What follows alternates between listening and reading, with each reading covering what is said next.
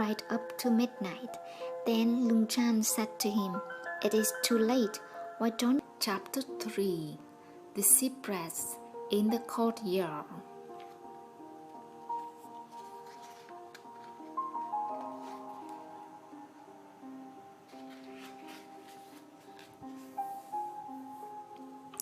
The language of Zen. The essence of Zen is awakening. This is why one does not talk about Zen. One experiences it. But awakening is a great phenomenon that radiates like the sun. The awakened person is recognizable by a particular sight. First of all is liberty. He does not allow himself to be tossed about by the vicissitudes of life, by fear, joy, anxiety, success, or failure. Then there is a spiritual force that reveals itself in calmness, an ineffable smile, and deep serenity. The smile, the look, the word, and the action of the awakened person constitute the language of awakening. This language is used by Zen master to guide practitioners. A Zen master uses words and concepts like everyone else, but he is neither conditioned nor captivated by these words or concepts. The language of Zen always armed at destroying the habit energies of those who only know how to think conceptually. It tends to provoke crisis, whose function it is to bring the fruition, the precise moment of awakening. Let us examine a fragment of two conversations. Chào Châu. What is the way? Nan Chuan. It is our everyday mind. Chào Châu. Is it necessary to realize it? Nan Chuan. To intend to realize the way is opposed to the way. Chào Châu. Without intending, how can you know whether it is the way? Nan Chuan. The way does not depend on what you know or do not know. If you know it, your knowledge is just speculative ideas. If you don't, your ignorance is like the inanimate. When you have no doubt, the unlimited universe will open in front of you and no discrimination is possible. Conversation 2. Among us Zen Master Chao Chou, what was Bodhidharma's intention in coming to China? Chao Chou, look at the cypress in the courtyard.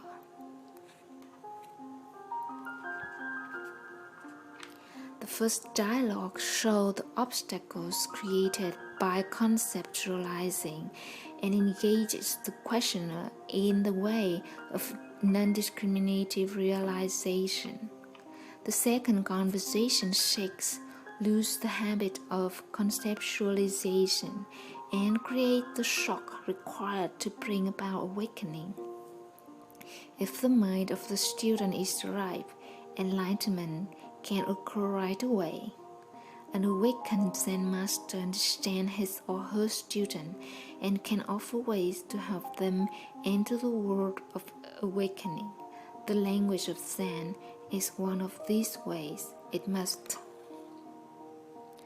possess the power of liberating us from prejudice and attachment to knowledge, be suitable to the person to whom it is addressed, and be skillful and effective.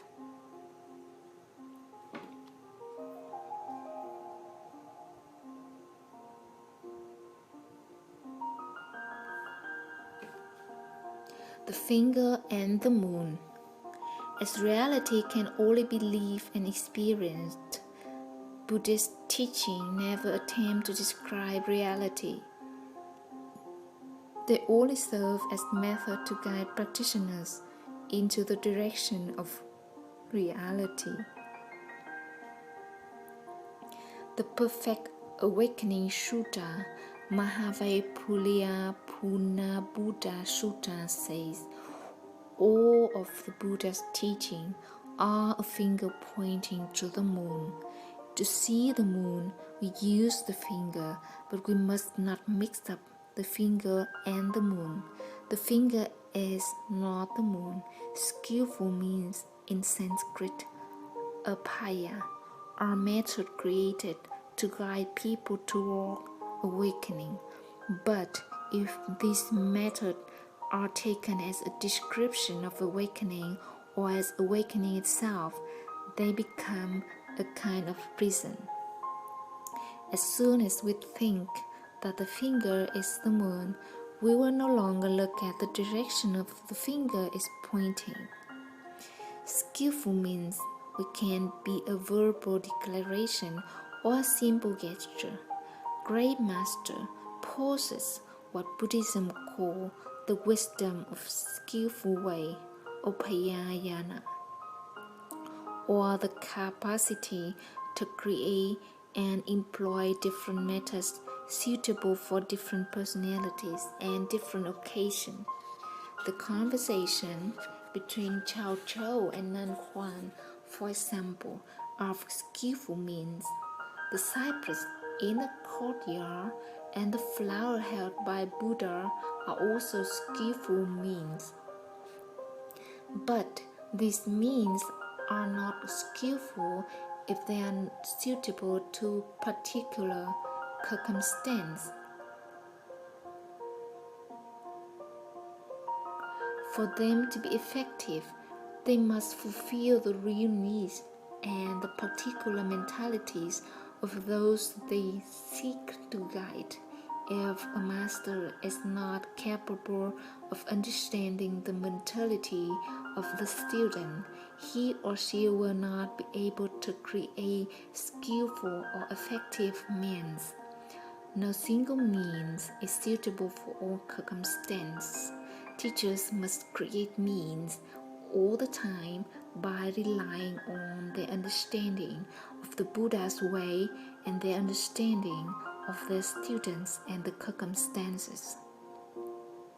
Buddhism speaks of the 84,000 Dharma doors, entrances to reality. Zen underlines the importance of effectiveness and skillfulness in bringing disciples to awakening.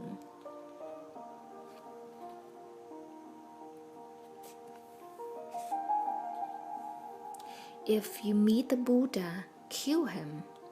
One of the greatest potentialities of skillful means is to free being from their prisons of knowledge and prejudice. We are often attached to our knowledge, our habit, and our prejudice, and the language of Zen must be capable of liberating us from them. According to Buddhism, knowledge is the greatest obstacle to awakening. If we are trapped by our knowledge, we will not have the possibility of going beyond it and realizing awakening. The Sutta of 100 Parables tell the story of a young widower who returned home one day to find his house burned down and his 5-year-old son lost. Near the ruin of his house were the charred corpse of a child that he believed to be his son, and he wept and wept. After his son's cremation, he kept the ashes in her bag and carried them with him day and night. But his son had not actually perished in the fire. He had been taken off by bandits, and one day he escaped and returned to his father's house. The boy arrived at midnight when his father was about to go to bed, still carrying the bag of ashes. The son knocked at the door. "Who are you?" asked the father. "I am your son. You are lying. My son died more than 3 months ago. The father persisted in his belief and could not open the door. In the end, the child had to leave, and the poor father lost his son forever. When we believe something to be the absolute truth and cling to it, we cannot be open to new ideas. Even if truth itself is knocking at our door, we will not let it in. The Zen student must strive to be free of attachment to knowledge and be open so that truth may enter. The teachers must also help in this effort. Zen Master Lin Chi once said, "If you meet the Buddha, kill the Buddha.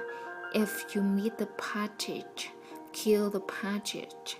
For the only who only has devotion." This declaration is terribly confusing, but its effect depends on the mentality and capacity of the one who hears. If the student is strong, she will have the capacity to liberate himself from all authority and realize the ultimate reality in herself. Truth is not a concept. If we cling to our concept, we lose reality. This is why it is necessary to kill our concept so that reality can reveal itself. To kill the Buddha is the only way to see the Buddha. Any concept we have of the Buddha can impede us from seeing Buddha in person.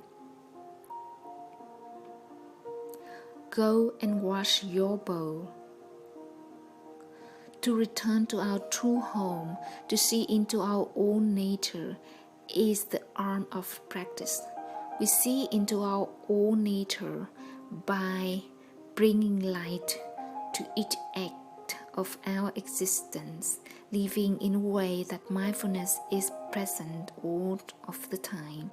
When walking past the cypress tree in the courtyard, we really see it.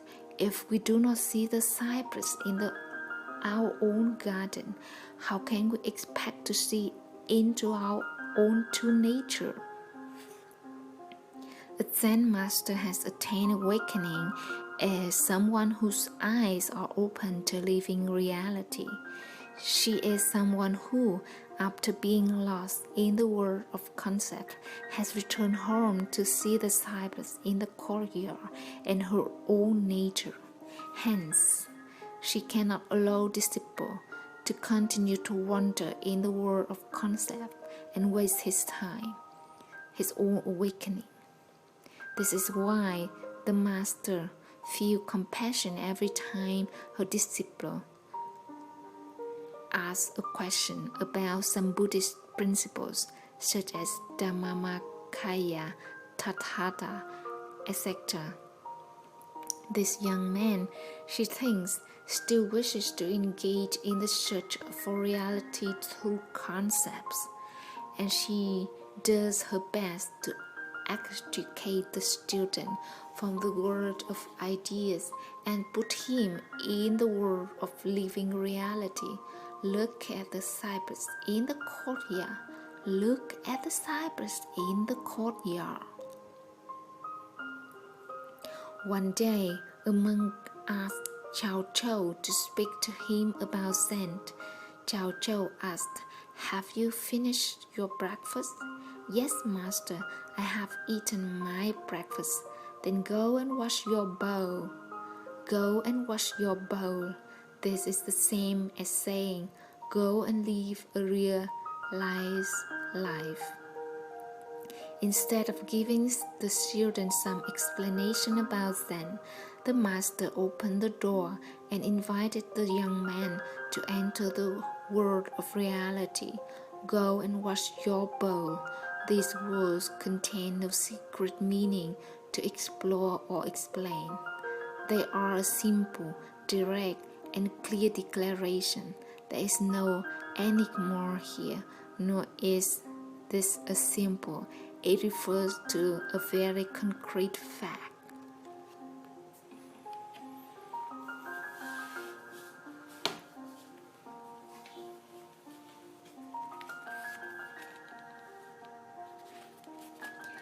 The good reply.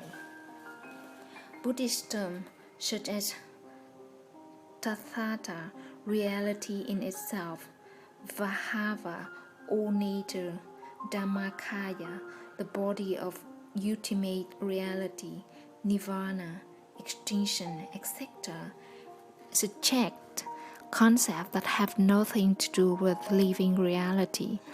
Zen Buddhism does not consider abstractions and simple as being important. What is important is reality itself, awakening, mindfulness. It can be understood why questions that have been asked about Tathata, Buddha, and Dhammakaya have been turned inside out by many Zen masters.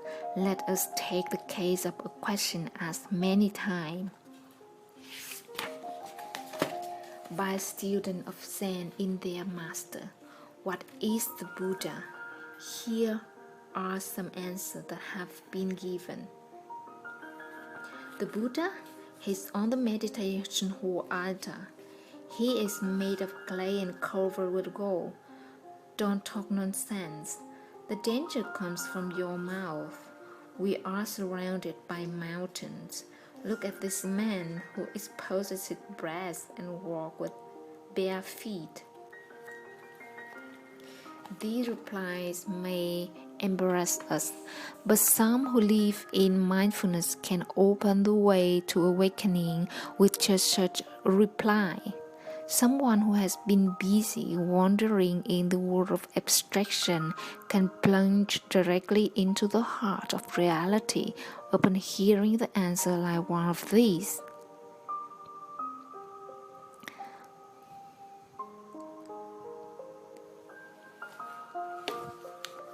The koans and its function.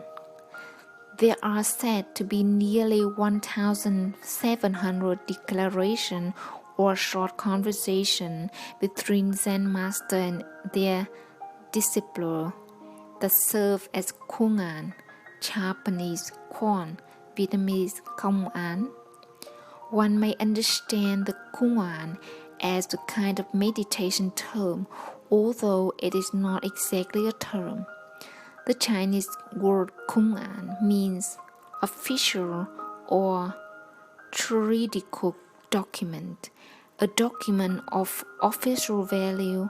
Instead of koan, sometimes one uses the word kotak, kauto, or thai dao, hua tao, which means respectively classical format.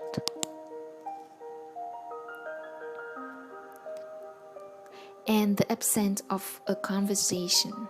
In Zen, practitioners use koan as a subject for meditation until their mind comes to awakening. There is a big difference between a koan and a math problem. The solution of a math problem is included in the problem itself, while the response to the koan lies in the life of the practitioner. The koan is a useful instrument in the work of awakening, just as a pick is a useful instrument in working on the ground. What is accomplished from working on the ground depends on the person doing the work, not just on the pick. The koan is not an enigma to resolve. This is why we cannot exactly say that it is a term or subject of meditation. A koan is only a skillful means to help a practitioner reach his or her goal.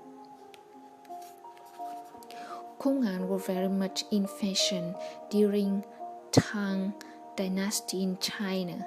Each Zen practitioner worked on a koan. Before this period, Zen master did not use koan. We can therefore conclude that koan are not indispensable to the practice of Zen. They are skillful means created by Zen master to help students who are working under their direction. A koan can also be obstacle to awakening for a practitioner who think the truth is hidden in the koan and can be interpreted in conceptual terms. Hakuin, a Japanese master of the Rinzai Zen sect, used to ask his disciples, "What is the sound of one hand clapping?" This is a koan. One reflects. One wants to know what is the sound emitted by one hand. Is there a profound significance hidden in this question? If not, why Hakuin asked the question? If there is, how can we get at it? Like a train that always sees the rail in front of it rushes forward, our intellect tries to establish logical principles ahead of itself while engaging in the search of truth. Suddenly, the rails are removed. Our habit energy still try to establish imaginary rail so that the train of the intellect can rush forward. But watch out, to continue this way is to fall into an abyss. What is the sound of one hand? Such a question is the axe that cut the rails in front of the train. It destroys the habit of conceptualization in us. If the fruit is ripe, if our spirit is well prepared, this axe blow will be able to liberate us from the ties that have bound us for so many years to the world where we live like a corpse, and bring us to the heart of a living reality. But if we are not ready to receive it, we will continue our journey through the world of concept. The question is right in front of us. What is the sound of one hand? We speculate as much as we can. We imagine this famous sound of one hand in 1,000 different ways, and what we find, we present to the master with the hope of receiving his approval. But the master always says, "No, we are at an impasse, on the point of losing our mind, and it is exactly at this point that the return to ourselves begins. At the moment, the sound of one hand can become a sun that dazzles our whole being." Xiang Chen was a disciple of Master Po Chang. He was intelligent, but upon the death of his master, he had still not attained awakening. He then studied under the direction of Master Wai Shan. Wai Shan asked him, "What was your face before your parents were born?" Xiang Zhen tried to answer. In vain. He retired to his room, reflected day and night, reread the texts he had studied, searched through the notes he had made during the time of Po Chang, but couldn't find a reply. When he presented himself to Wai Shan, the latter said to him, "I do not want to know what knowledge you have acquired. I only want to see your spiritual vision.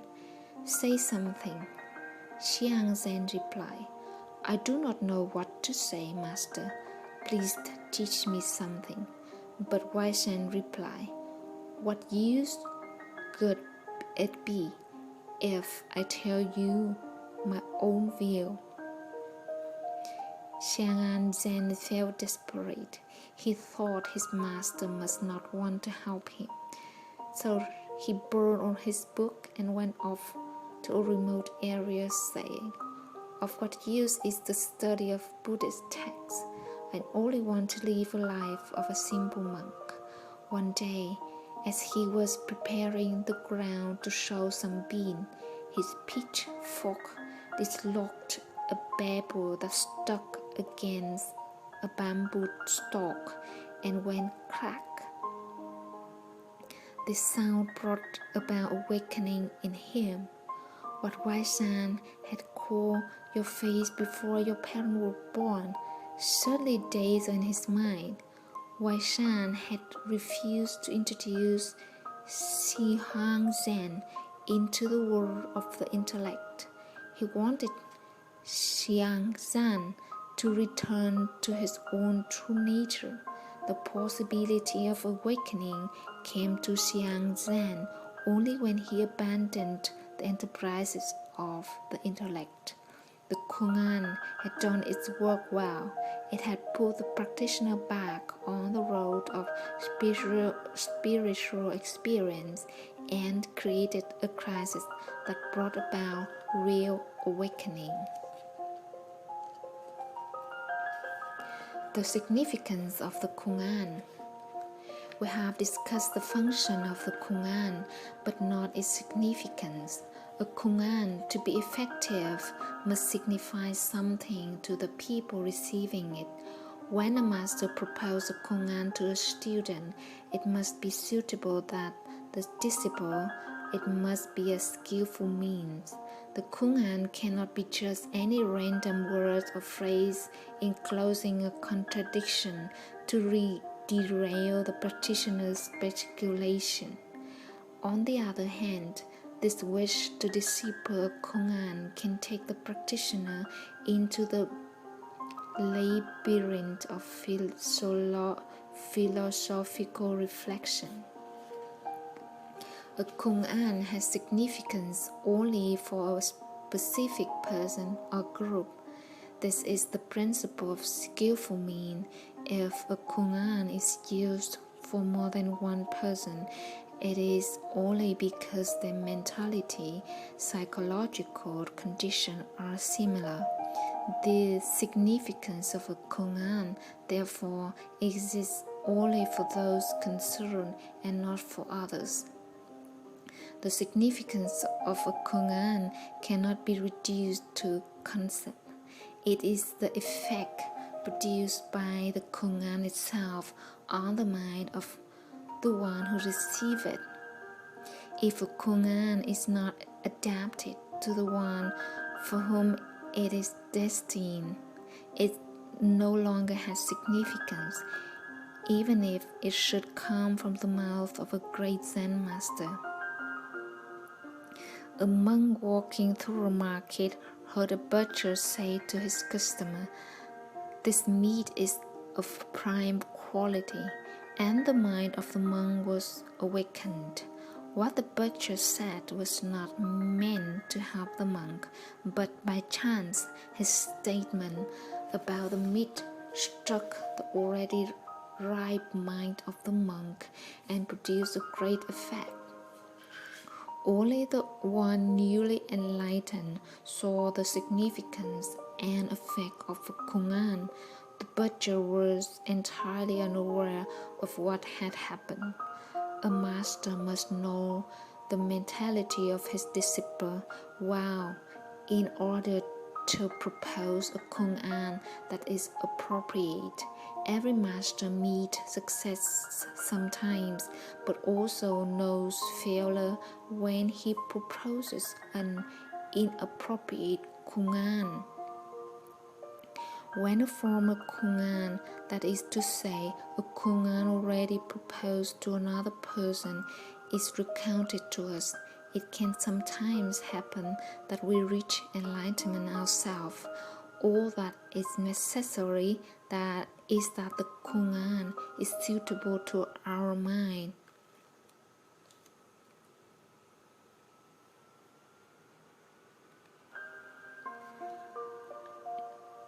If the koan does not produce an effect on us, it can be for two reasons. The first is that the koan is not correct for us. The second is that we are not yet ready to receive it. In either case, it is necessary to allow the koan to act and not to make effort at deduction or reason in order to find in it a conceptual significance. The koan only has significance for the one who is in the circle of circumstances. If we are outside this circle, it can have no meaning for us now. When we are within the circle, that is, when we find ourselves in the same condition as the one to whom the koan was originally addressed, it can be our koan. Until then, we can only plant it in the soil of our spiritual life and water it with our mindfulness. One day, it may present to us the flower of awakening.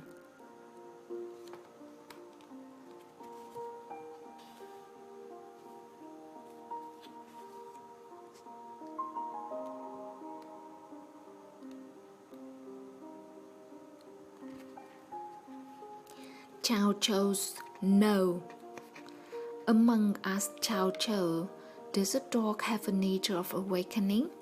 "No," said the master. Another time, another monk asked him, "Does a dog have a nature of awakening?" Chao Chou replied, "Yes." Why two contradictory replies to the same question? Because of the difference of the mentality of the two questioners. The answer yes and no here are skillful means aimed at producing an effect on the minds of the practitioners. Each reply does not claim to be an objective truth. On the conceptual level, objective truth is on the side of the word yes. Because in Mahayana Buddhist circles, it is said that every being has the nature of awakening. But in the world of ultimate reality, the word yes is no longer a concept that is opposed to the concept no. The words yes and no act here on the practitioners in different ways. That is why their significance can only be received subjectively by each practitioner concerned.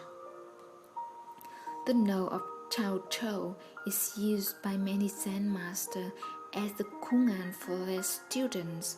Let us listen, for example, the master Wu Min, a Chinese monk of the 13th century, in his work Wu Min Koan. To come to Zen, it is necessary to enter through the gates of the ancestors. To attain awakening, it is necessary to get to the bottom of the mind. If you cannot pass through the gate of the ancestors, if you cannot get to the bottom of the mind, you will remain forever a ghost clinging to plants and grass. What is the gate of the ancestor?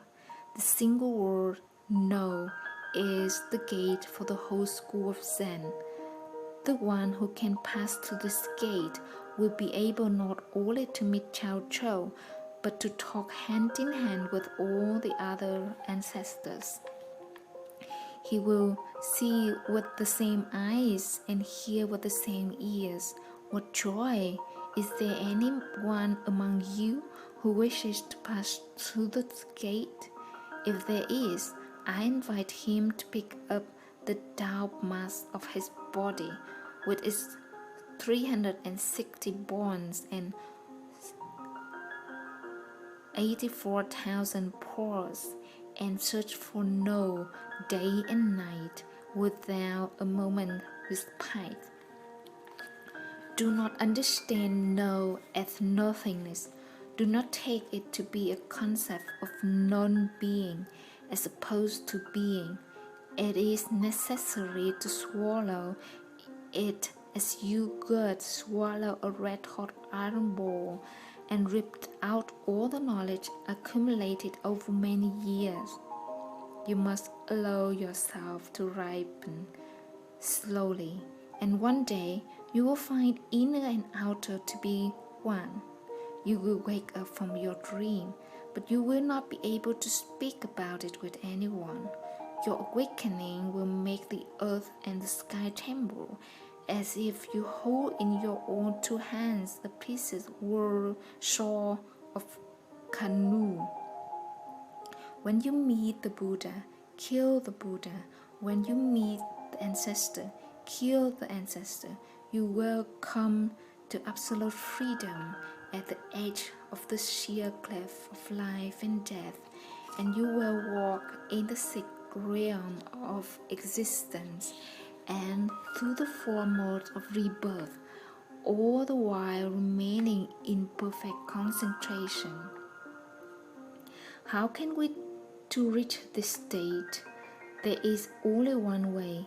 Mobilize the energy of your whole being and pick up this no without being interrupted for a second. Then awakening will come like a wick of a lamp that is lit at the very moment of contact with the flame. Listen, the awakening nature of the dog is the official decree, the concrete term, but if you meddle with the concept of being and non-being, you lose your life. This poem of woman has become a great koan itself.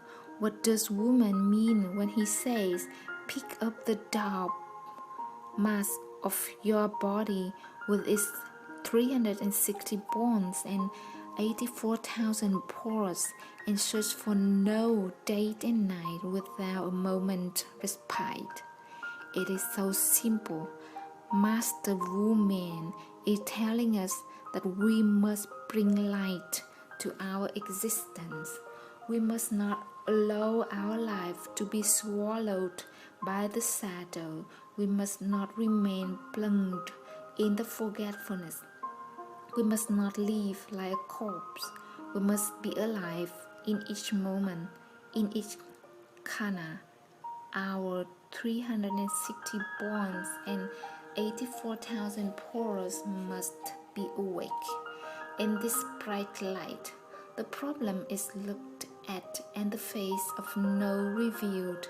This is not the play of the intellect, not just word pronounced by our lips.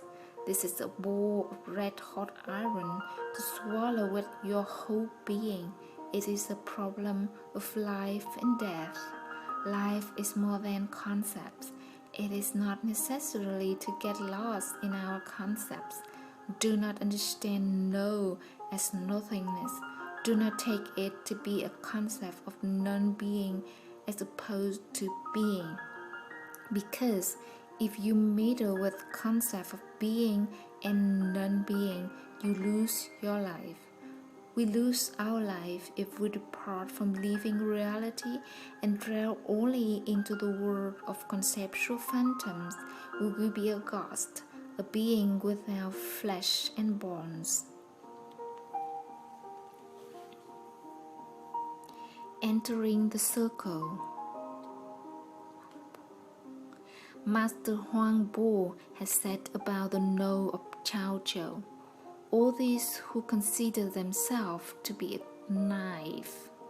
knight must try this koan.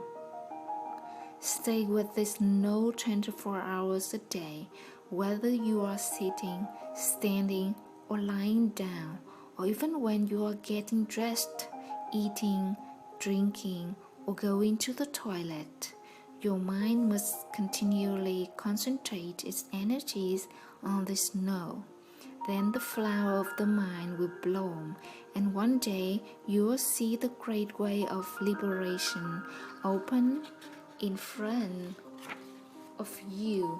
After that, you will no longer be deceived by this old monk and his koan. What Huang Po say doesn't differ from what woman said.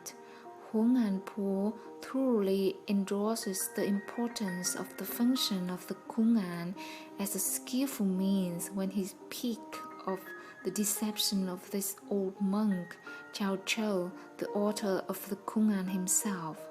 Let us look again at the example of the cypress in the courtyard given by Chao Chou to his disciple. The cypress in the courtyard belonged to only two people, Chao Chou and his disciple. One point to the cypress in the courtyard and say to the other, "Look at the cypress in the courtyard." Imagine a circle enclosing Chao Chou, his disciple, and the cypress. We ourselves are outside the circle. Chao Chou pointed the cypress to his disciple and not to us. We are only spectators, observers. We do not really know what took place between Chao Chou, his disciple, and the cypress. The question will only arise for us when we have our own cypress. What does it mean, our own cypress? The cypress that is in the cycle will only be ours when we enter the circle ourselves, when we accept the koans as our own and not simply studying the koans of others. A koan is only a koan when it is ours. Koans of others is not koans. Thus, the cypress of the disciple of Chao Chou is not my cypress. I must make the cypress mine. Once it becomes mine, it is no longer his. There is no relation between my cypress and his cypress. There are two different trees. The first step is to reject the attitude of an observer grateful for Chao Chou's pointing. We can now look at cypress with our own two eyes. Chao Chou is seated right before us, and the cypress in the courtyard is within sight. We are face to face with Chao Chou and with the cypress. Do you see it? Do you see the cypress clearly? The koan is a success, whether it is a cypress, a lemon tree, a willow is of no importance.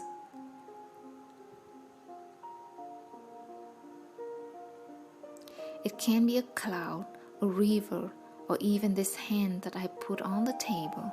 If you see it, the koan is a success.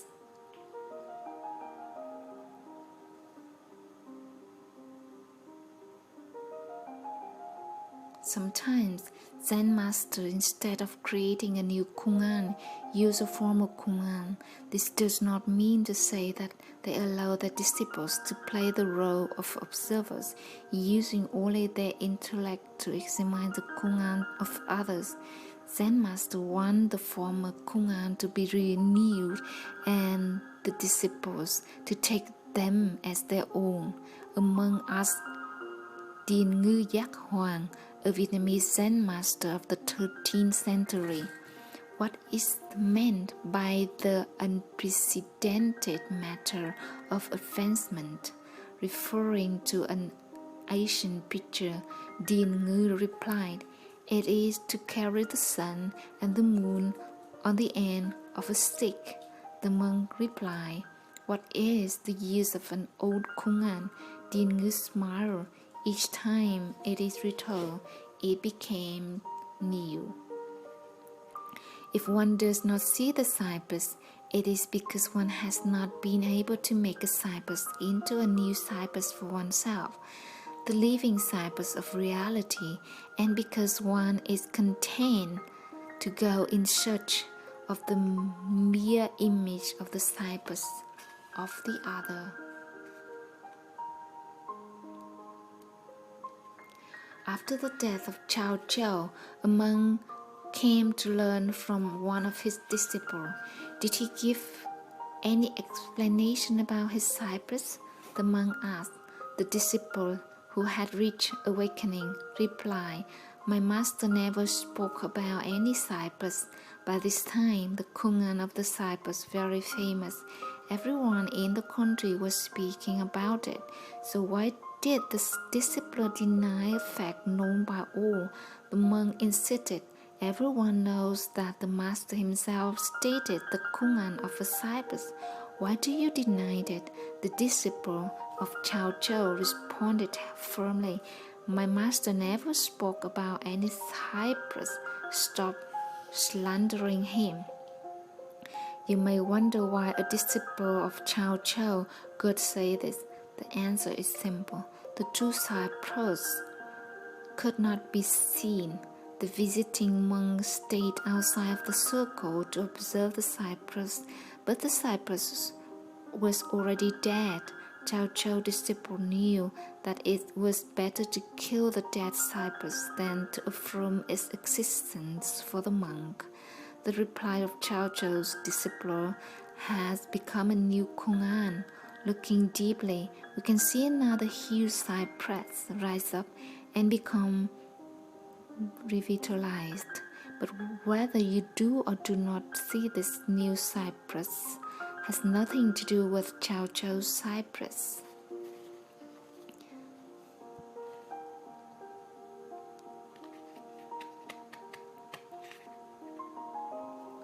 The mind must be ripe. Koan are not study or research material. Each koan must be considered a finger pointing to reality of your own true nature as well as the reality of the world. This finger can only fulfill its role as pointer if you are aware that it is pointing directly to you. You must be vigilant, awake, and alert.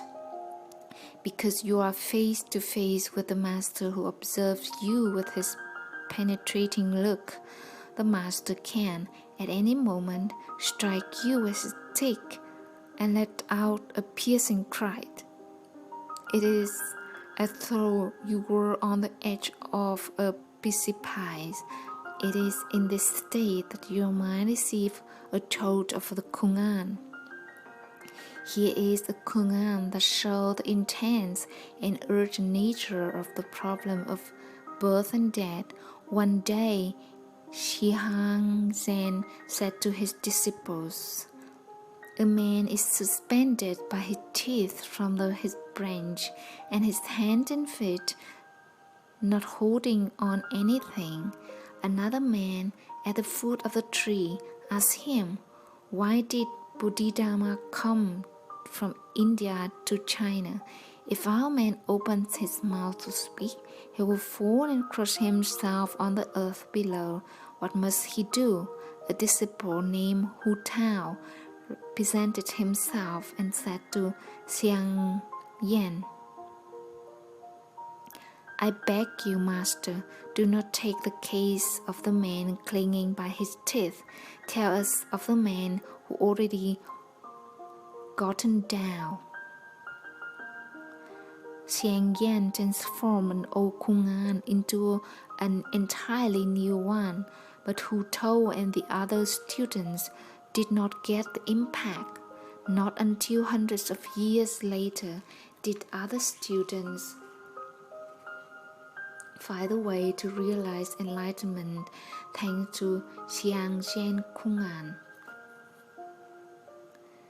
Chan came to Lung Chan and stood near him right up to midnight. Then Lung Chan said to him, it is too late. Why don't you go home?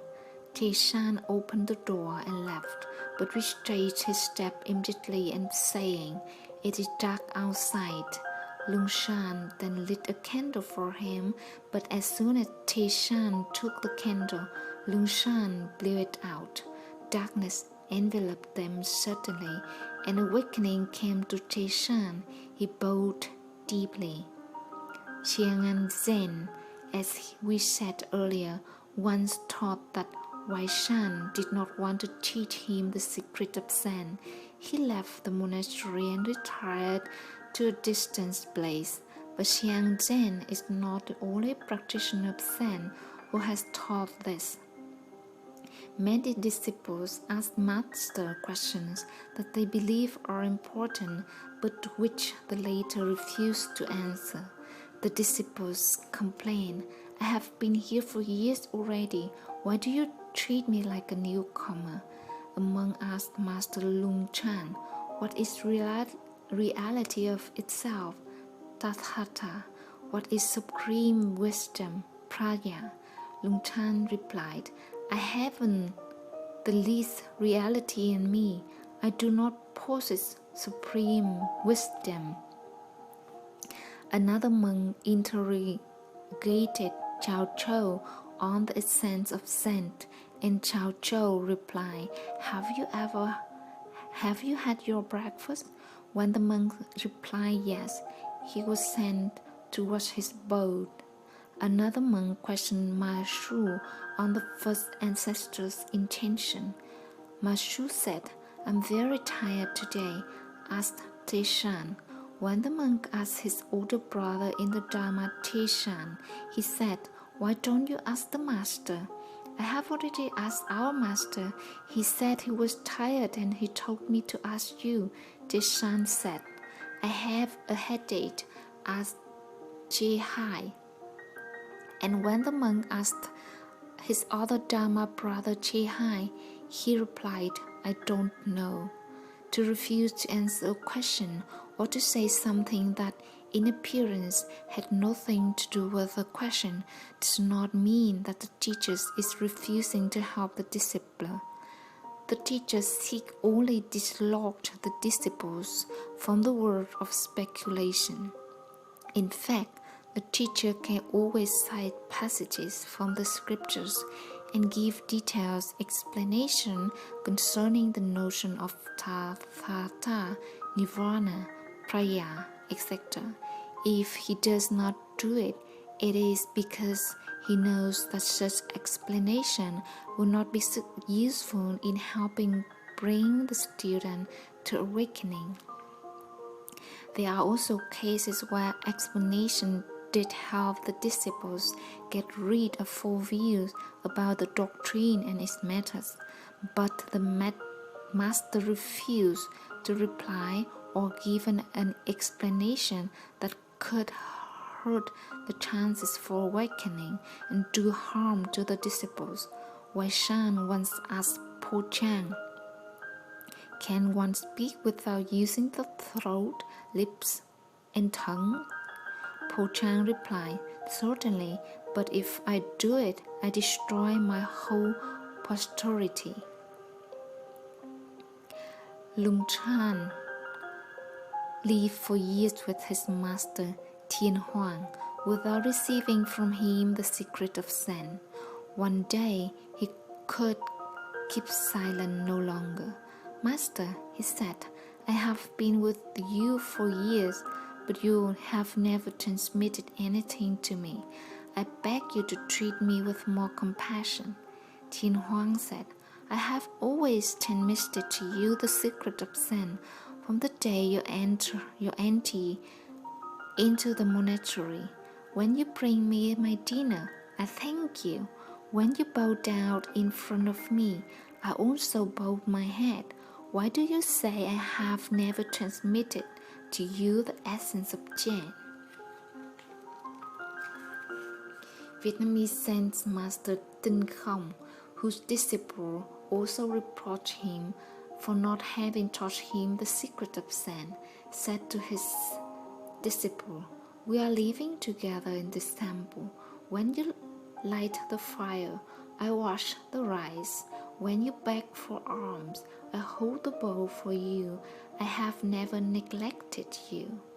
To help practitioners cross the river to the shore of awakening, Zen master hold out the staff of skillful means, but the disciple must grab hold of it.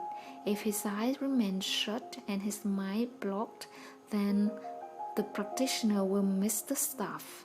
A monk came to Vietnamese Zen master Cẩm Thạch, a 9th-century monk of the Võ Ngôn Thâm sect, asked, What is Buddha? Cẩm Thạch said, Everything. The monk continued, What is the mind of Buddha? Cẩm Thạch replied, Nothing has been hidden. The monk said, I don't understand. Cẩm That responded, "You missed." Each time a staff is held out to us, we either grab it or miss it. There is no alternative. Hesitation shows that we are not yet ripe, but each time we fail, we must not regret. We can only go back to our daily work to carrying water, cooking, and cultivating the earth. Striving anew with increased mindfulness. At the time when Di Bao, a 12th century monk of the Võ Ngôn Thâm sect, had not yet reached enlightenment, another monk asked him, "Where did you come from when you were born, and where will you go when you die?" Di Bao thought about it. The monk smiled. "In the length of a thought, the clouds have crossed 1,000 miles. If you are not yet ripe, all effort at waking you up will be in vain.